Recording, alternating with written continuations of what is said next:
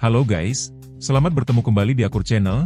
Kali ini Mimin akan menceritakan kelanjutan Donghua Nine Sons Martial God bagian 72.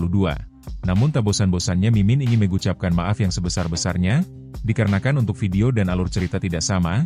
Jadi untuk videonya, hanya sebagai bumbu pemanis saja ya guys. Baiklah, supaya tidak berbasa-basi lebih lama lagi, langsung aja kita terobos ke ceritanya. Pada episode sebelumnya, diceritakan ketika raungan perang meledak. 4 ahli alam kondensasi mengepung Ye Yunfei, energi mereka mengguncang tanah hingga semua penonton lari. Tombak yin, telapak harimau, cambuk emas, dan mutiara gunung runtuh berganti. Ye Yunfei maju tanpa gentar. Cahaya biru mematahkan petir, tinjunya merampas senjata, lalu bayangannya lenyap. Dalam sekejap para tetua dihajar, tubuh mereka pecah darah membasahi halaman. Nama Ye Yunfei menelan keberanian semua. Yang tersisa hanya ketakutan dan penyesalan. Di aula utama lembah obat ilahi, tekanan menyelimuti setiap sudut. Para petinggi berdiri tegang menghadapi Ye Yunfei yang datang menagih penjelasan sekaligus harga. Sejak awal, semua orang paham bahwa permintaan pemuda itu bukan sekadar angka, melainkan tamparan bagi martabat sekte. Seorang pria tua berjubah hitam tak mampu lagi menahan amarah. Urat di dahinya menonjol saat ia meraung bahwa permintaan Ye Yunfei terlalu tinggi, dan memperingatkan agar pemuda itu tidak mengira lembah obat ilahi benar-benar takut. Raungan itu menggema keras, namun tidak menggoyahkan ketenangan Ye Yunfei sedikit pun. Wajah Ye Yunfei memerah oleh niat membunuh yang tertahan. Tawa dingin keluar dari bibirnya ketika ia memastikan bahwa pihak lembah memang tidak berniat meminta maaf. Baginya, sikap itu sudah cukup jelas. Sang penguasa lembah mengerutkan kening dalam-dalam. Ia merasa harga diri sekte diinjak. Andaikan sebelumnya Ye Yunfei tidak memiliki catatan membantai begitu banyak ahli alam kondensasi, perintah pengepungan pasti sudah turun tanpa ragu. Namun legenda berdarah itu menekan setiap niat nekat. Ye Yunfei tetap tenang.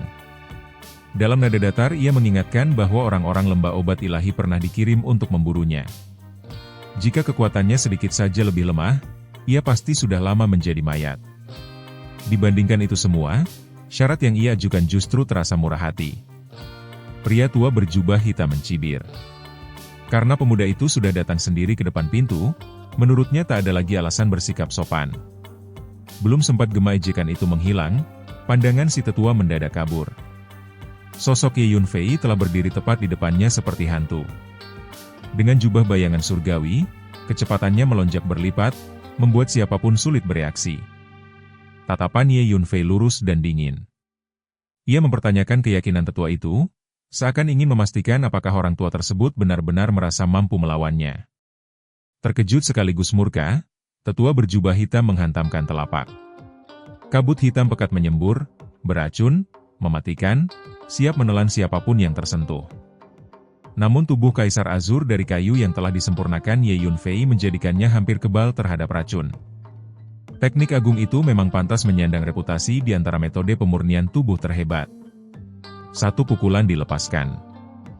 Angin tinju menyibakkan kabut. Bang! Tinju dan telapak bertemu.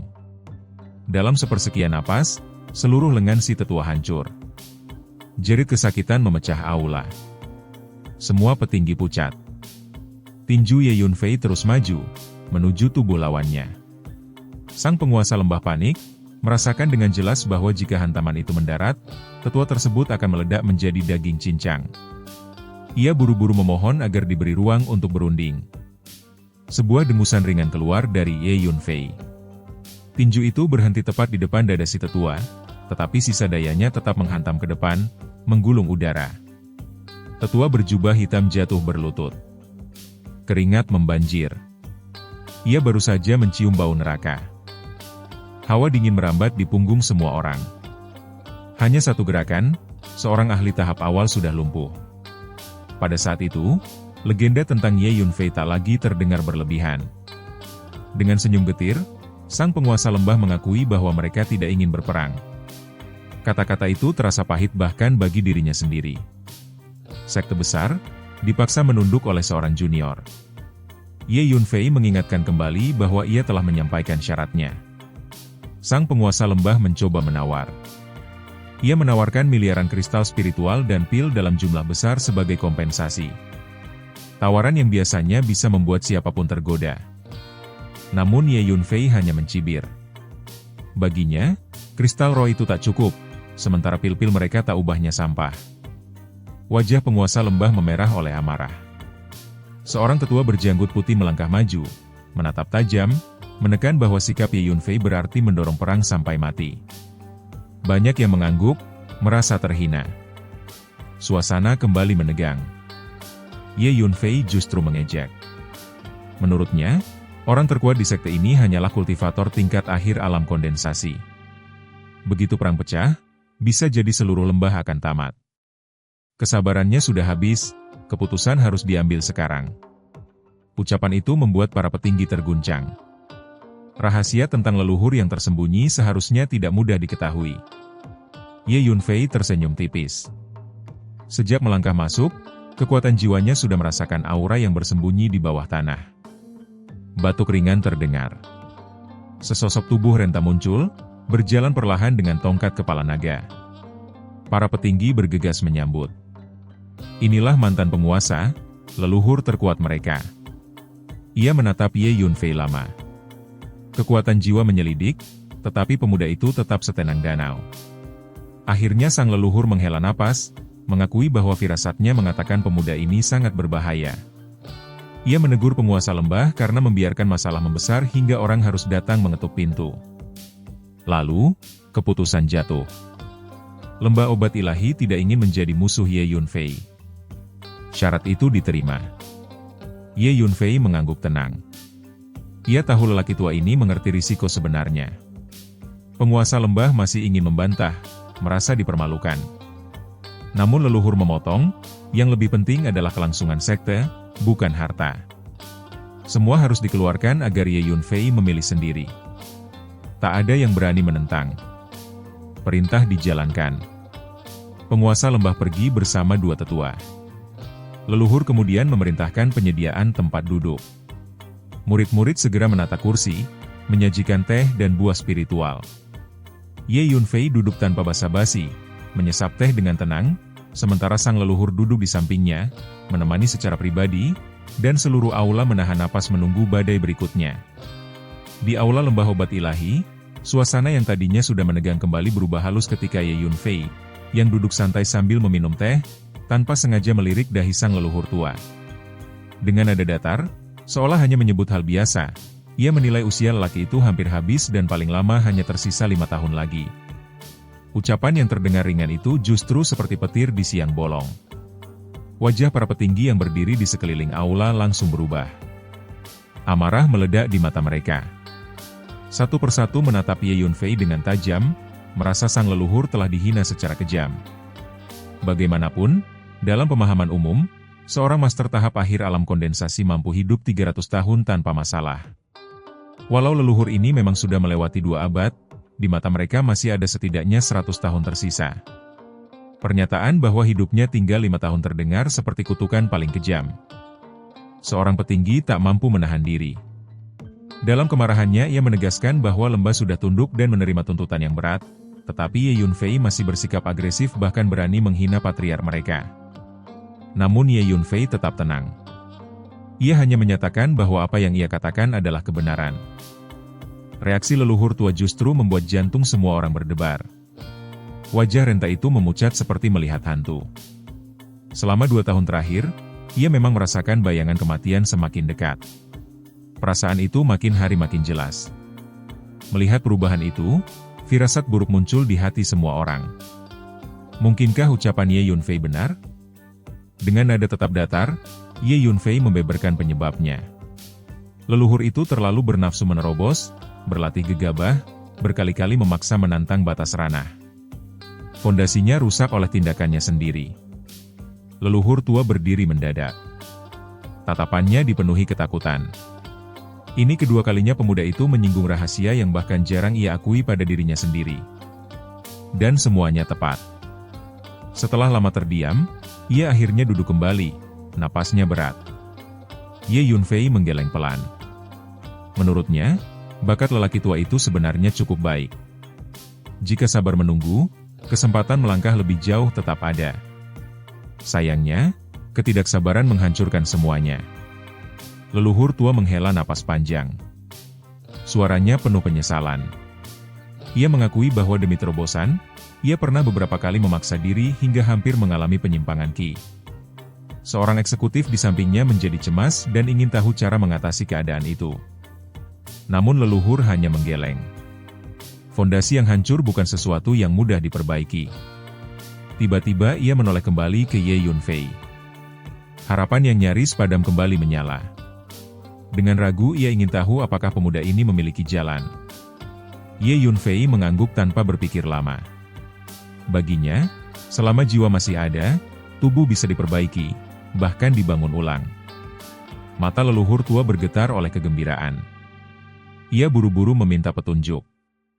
Ye Yunfei menatapnya sekilas. Pertanyaan sederhana muncul di balik tatapan itu, apa hubungan mereka sehingga ia harus membantu? Leluhur terdiam. Pergulatan terlihat jelas di wajahnya. Harta memang penting, tetapi hidup jauh lebih penting.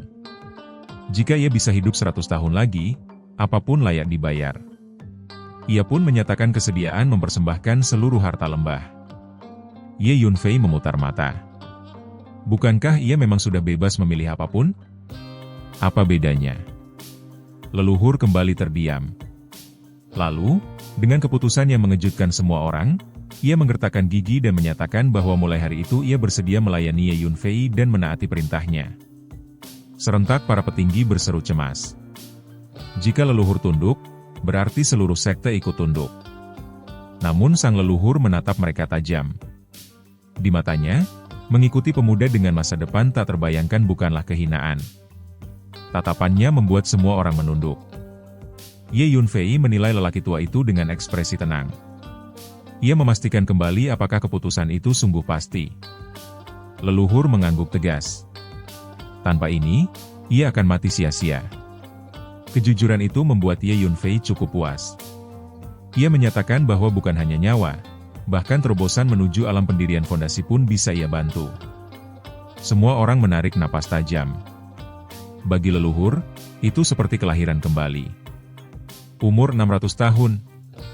Kesempatan kedua. Tanpa ragu, ia berlutut di depan umum, bersumpah patuh. Para petinggi terpaku, tak percaya mata mereka. Pada saat itulah penguasa lembah dan dua tetua yang mengambil harta kembali. Mereka langsung tertegun melihat patriark berlutut. Ye Yunfei meminta lelaki tua itu bangkit. Begitu berdiri, Ye Yunfei menawarkan langkah pertama. Ia akan menuliskan 2 formula pil. Jika bahan-bahannya terkumpul, ia akan bertindak. Dengan kekuatan jiwa, 2 resep ditulis pada lembar giok lalu diserahkan. Leluhur menerimanya seperti pusaka surgawi, membungkuk dalam-dalam. Ia segera memerintahkan agar harta dibawa supaya Ye Yunfei memilih. Penguasa lembah, meski penuh tanda tanya, tak berani menolak. Belasan cincin spasial diletakkan di meja.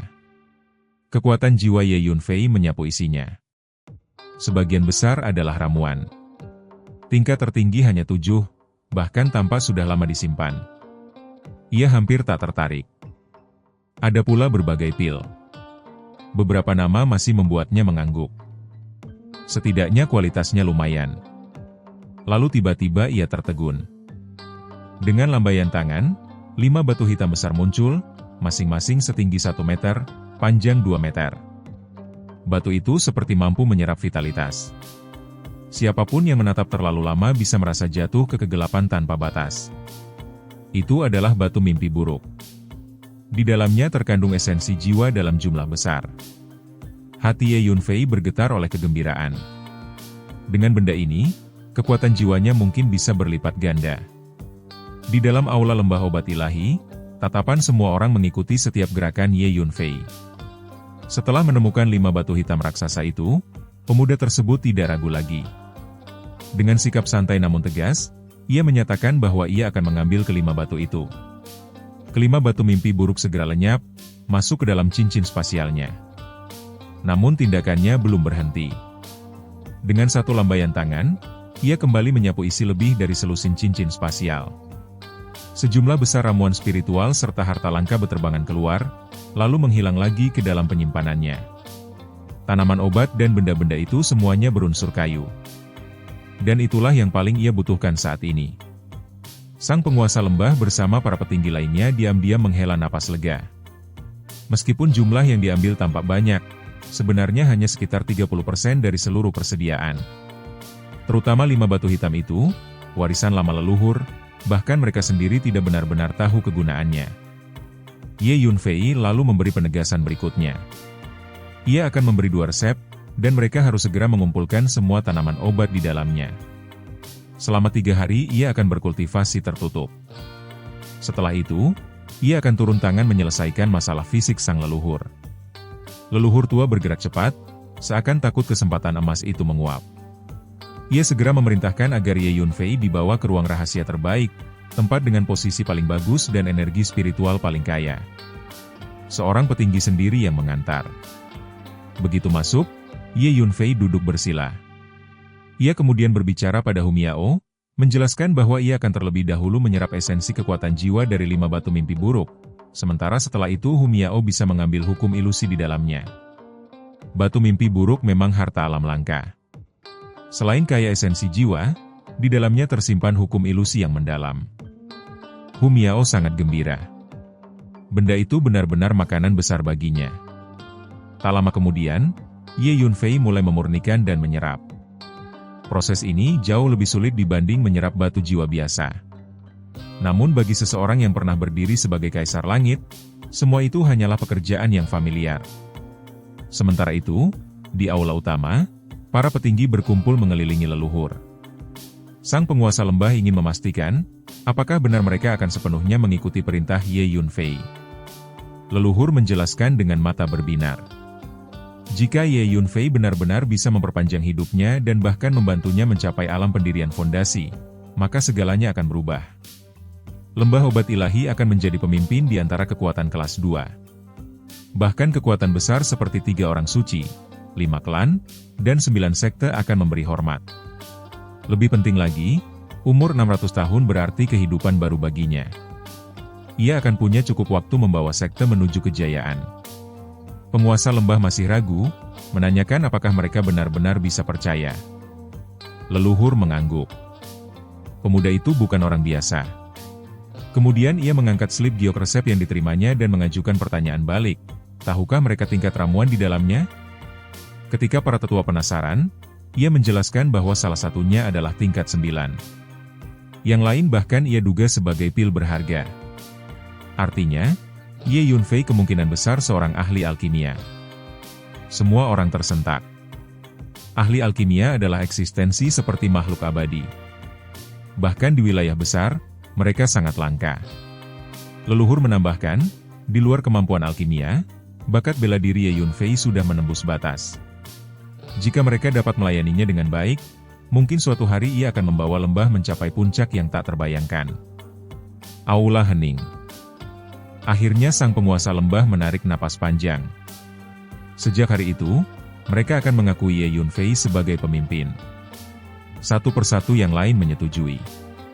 Perintah segera turun, kumpulkan semua bahan, berapapun biayanya. Setelah itu, para petinggi bubar untuk bekerja. 3 hari kemudian, di dalam ruang rahasia, Ye Yunfei membuka matanya perlahan. Ia akhirnya menyerap seluruh esensi jiwa dari 5 batu mimpi buruk. Hasilnya bahkan melebihi perkiraan. Kekuatan jiwanya meningkat hampir 3 kali lipat, jangkauan deteksinya kini mencapai 15 km. Ia menyerahkan sisa batu itu kepada Hu Miao. Meski esensinya habis, hukum ilusinya tetap berharga. Hu Miao menerimanya dengan gembira dan menyimpannya ke inti batinnya. Ye Yunfei lalu berjalan keluar. Di luar, leluhur dan seluruh petinggi sudah menunggu dengan harap. Begitu melihatnya muncul, wajah mereka berseri. Mereka melaporkan bahwa semua bahan sudah terkumpul, lalu menyerahkan sebuah cincin spasial. Ye Yunfei memeriksanya sekilas dan mengangguk puas. Dengan kemampuan sekte, memang masih mungkin mengumpulkan semuanya. Tanpa banyak bicara, ia berbalik dan kembali masuk ke ruang rahasia. Penguasa lembah menatap pintu itu dengan tubuh sedikit gemetar. Jika Ye Yunfei sendiri yang memurnikan pil, maka satu hal menjadi jelas. Leluhur menyelesaikan kalimat itu dengan suara berat dan pasti. Pemuda itu benar-benar seorang ahli alkimia. Semua orang kembali tersentak. Kini tidak ada lagi keraguan. Mereka memutuskan untuk menunggu di luar, penuh harap, menatap pintu batu yang tertutup rapat. Di hati mereka muncul rasa kagum yang dalam. Ahli alkimia tingkat seperti ini, bahkan di Menara Pil Dataran Tengah, mungkin belum tentu ada. Di dalam ruang rahasia yang sunyi, Ye Yunfei duduk bersila. Udara di sekelilingnya bergetar pelan ketika ia mengeluarkan kuali kekacauan. Tanpa membuang waktu, ia mulai memurnikan pil. Api menyala, suhu naik, dan gerakan tangannya mengalir alami seperti air. Setiap langkah tampak sederhana, namun mengandung kendali yang begitu tepat hingga sulit dipercaya. Ketika proses itu baru saja dimulai, sosok Huang Xiang muncul di sampingnya. Mantan alkemis tingkat 8 itu terpaku melihat teknik yang begitu terampil sekaligus anggun. Kekaguman memenuhi wajahnya. Ia benar-benar tak menyangka Ye Yunfei ternyata memiliki kemampuan seperti ini. Ye Yunfei, tanpa menghentikan gerakannya, mengingatkan Huang Xiang untuk menjaga baik-baik teknik alkimia yang pernah diajarkan. Jika dipahami dengan sungguh-sungguh, suatu hari kelak kesempatan menjadi ahli alkimia tetap terbuka. Huang Xiang mengangguk. Matanya berbinar, tetapi juga sedikit diliputi kerinduan akan tingkat yang belum bisa ia capai. 1 jam berlalu. Bagi Ye Yunfei saat ini, 1 jam terasa lama. Namun ia memahami bahwa setelah kelahiran kembali, ini adalah pertama kalinya ia memurnikan pil berharga. Jika dalam kehidupan sebelumnya, sebagai seorang ahli alkimia, memurnikan pil seperti ini mungkin hanya membutuhkan 1 pikiran singkat. Akhirnya, 2 pil selesai. 1 pil tingkat 9, 1 lagi pil berharga tingkat rendah. Setelah menyingkirkan kuali, Ye Yunfei bangkit dan berjalan keluar. Begitu pintu terbuka, leluhur serta para petinggi lembah obat ilahi yang menunggu di luar langsung bersemangat. Wajah mereka penuh harap. Ye Yunfei menyerahkan 2 pil itu kepada sang leluhur. Ia menjelaskan bahwa setelah diminum, masalah tubuhnya akan teratasi. Namun ke depan, jangan lagi serakah akan hasil cepat atau gegabah menerobos. Leluhur menerima dengan kedua tangan, membungkuk hormat. Di matanya, pemuda ini bukan lagi sekadar jenius bela diri, melainkan eksistensi tingkat atas bahkan jika dibawa ke Menara Pil di pusat benua. Para petinggi di belakangnya menatap dengan kagum. Tanpa sadar, mereka sudah menjadikan Ye Yunfei sebagai figur yang diidolakan. Namun Ye Yunfei tetap dingin. Ia memberi peringatan halus bahwa apa yang bisa ia berikan, bisa pula ia ambil kembali. Tubuh leluhur bergetar. Ia segera menyatakan kepatuhan penuh. Kemudian Ye Yunfei menambahkan 1 syarat lagi, kemampuan alkimianya tidak boleh bocor ke dunia luar. Leluhur langsung menyanggupi. Ye Yunfei mengatakan ia akan pergi dalam 2 hari dan meminta lelaki tua itu meminum pil sekarang juga. Tanpa ragu, leluhur menelannya dan pergi dengan hati berbunga-bunga. Penguasa lembah buru-buru memerintahkan agar disiapkan tempat tinggal paling tenang bagi Ye Yunfei. Pada saat yang sama, jauh di Zhongzhou, di markas Akademi Penjaga, sebuah gunung tinggi menjulang, awan putih berputar dan cahaya merah samar berkilauan seperti negeri dewa. Di puncaknya berdiri beberapa gubuk jerami. Di tanah terbuka di depan, 8 lelaki tua duduk bersila, aura mereka sedalam jurang. Namun wajah-wajah itu menyimpan kekhawatiran. Mereka membahas kerugian besar di medan perang luar wilayah. Jika tidak segera menambah personel, cepat atau lambat tak akan ada lagi yang bisa bertempur. Akhirnya keputusan diambil. Standar akan dilonggarkan. Lebih banyak anak muda akan direkrut. Sehari kemudian, berita mengguncang seluruh wilayah timur. Akademi Penjaga membuka pendaftaran luas. 5 hari lagi, penilaian akan dilakukan di kota Bluestone. Seluruh pemuda mendidih oleh antusiasme. Akademi itu adalah tempat paling bergengsi, sumber banyak ahli puncak. Memasukinya sama seperti ikan melompati gerbang naga. Berbagai faksi pun segera mengirim perintah, memastikan generasi muda terbaik mereka berangkat. Arus manusia mulai bergerak menuju Bluestone. Di markas lembah obat ilahi, Ye Yunfei beristirahat di loteng kecil dengan mata terpejam. Tiba-tiba ia membuka mata dan mengeluarkan token emas. Sebuah suara mengalir dari dalamnya, memberitahu bahwa 5 hari lagi ia harus pergi ke Bluestone untuk mengikuti penilaian. Ye Yunfei bergumam pelan. Akhirnya proses seleksi dimulai. 2 hari kemudian, ledakan energi mengguncang salah satu ruang rahasia. Di dalamnya, leluhur berdiri sambil tertawa keras. Tubuhnya telah pulih sepenuhnya, bahkan vitalitasnya ratusan kali lebih kuat daripada masa jayanya. Ia yakin, dalam 3 bulan ia akan menembus alam pendirian fondasi. Ia keluar dengan penuh semangat. Penguasa lembah dan para tetua yang menunggu langsung menanyakan kondisinya. Jawaban sang leluhur membuat mereka bersukacita. Tanpa menunda, ia memimpin rombongan menuju kediaman Ye Yunfei. Mereka tiba di depan pintu dan dengan hormat melaporkan bahwa tubuhnya telah sembuh. Ye Yunfei keluar dengan tangan di belakang punggung. Ia memandang sekilas, mengangguk, dan memastikan bahwa dalam 3 bulan terobosan itu akan datang. Leluhur segera menyatakan bahwa mulai sekarang Ye Yunfei adalah pemimpin lembah obat ilahi. Bahkan penguasa lembah maju dan bersedia menyerahkan posisinya. Para petinggi lain mengikuti, suara mereka lantang dan bulat. Bagi mereka, pemuda di depan ini bukan sekadar jenius. Ia adalah ahli alkimia. Sosok yang bahkan layak duduk di puncak menara pil benua tengah. Jika demikian, memimpin lembah obat ilahi hanyalah perkara kecil. Keyakinan mereka pada Ye Yunfei tak tergoyahkan lagi. Dan, adegan ini pun mengakhiri pertemuan kita kali ini. Terima kasih kepada semua yang telah menyimak dari awal sampai akhir video ini. Dan juga Mimin ingin mengucapkan terima kasih yang sebesar-besarnya kepada semua yang sudah subscribe Akur Channel. Semoga semuanya dimudahkan rezekinya, dan dilancarkan segala urusannya, juga disehatkan selalu setiap saat, dan terhindar dari segala penyakit. Amin.